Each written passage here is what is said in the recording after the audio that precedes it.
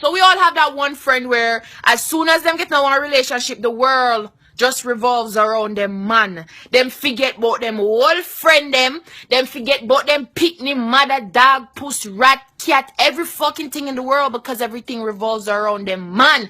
You see me? And when you link them and be like, yo, what the fuck is going on? Like, we can't see you, we can't hear from you. Oh my god!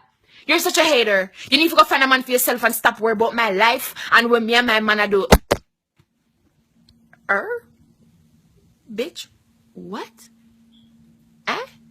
If me want bun and cheese, baby love, me go to supermarket and me take my money and me buy bun and cheese. You see me? Me nobody know why your man, nobody know jealous of your man. Well, good. You see me? And then 2 months after, boom, bang, you see them call, start call the phone. Oh my God. Me drop everybody, me drop my friend, then me drop everything just to make him happy and him diss me. Happy fucking Easter, bitch. I'm not available. Go curl up in a fetal position by yourself and cry.